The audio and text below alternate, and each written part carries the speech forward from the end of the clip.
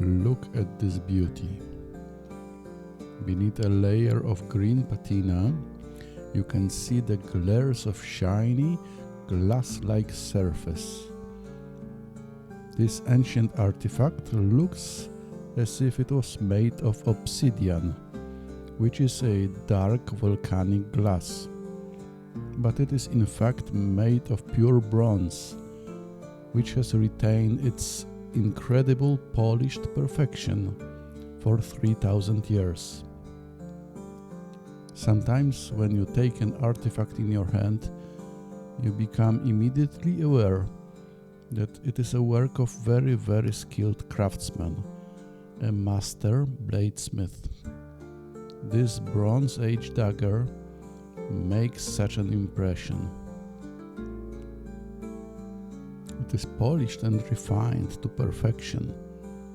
The blade has retained its shine and luster, in spite of being over 3000 years old. Why did ancient master swordsmith put so much effort into refining this blade? Was it meant for a high-status person? Perhaps a member of Babylonian royal family? Or a Mycenaean ruler?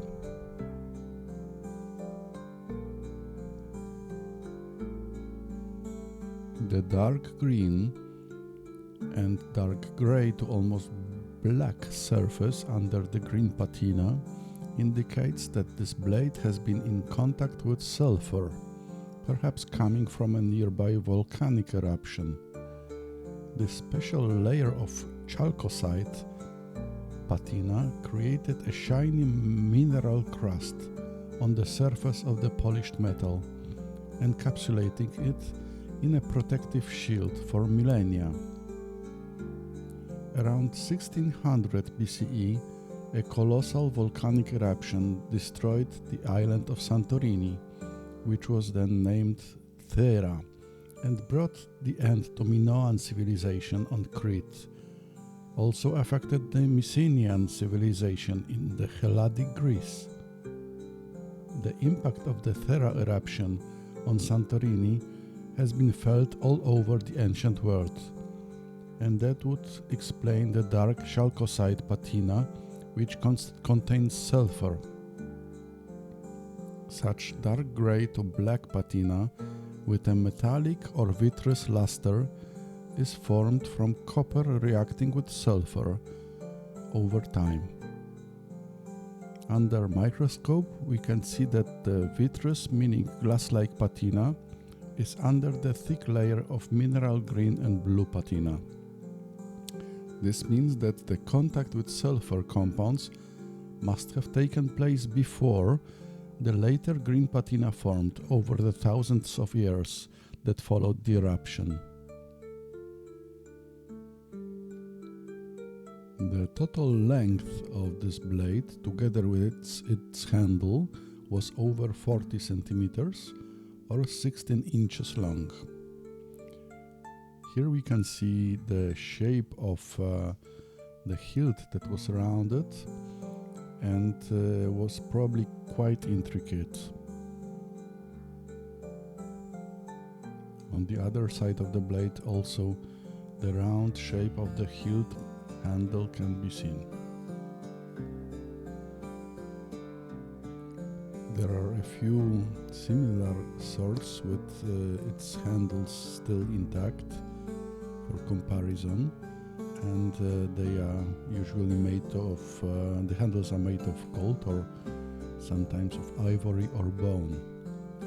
We can also see a round circle scratched on the surface where the ancient blacksmith mounted the handle, and a single rivet hole that allowed for mounting of the handle and hilt with a single pin made of bronze.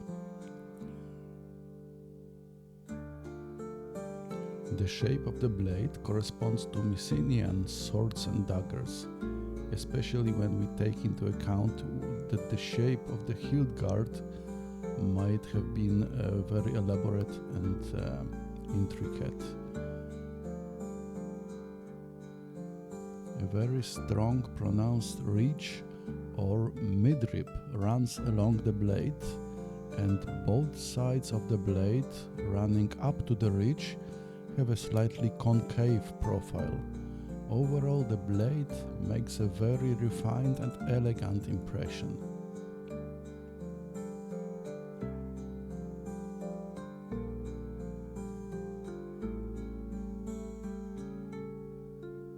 Again, we can see a rivet hole in quite short tongue and a very symmetrical polished surface of the blade.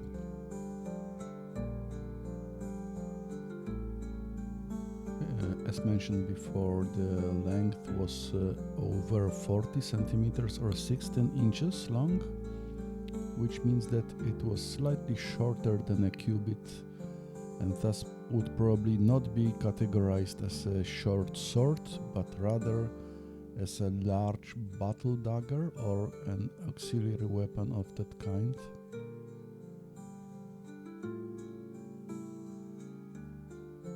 The second smaller weapon is a dagger with a very similar shape of the midrib and of the blade, also with a single rivet hole.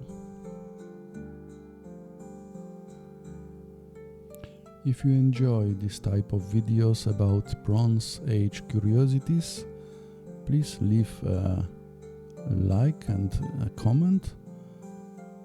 I will read all of them with great interest.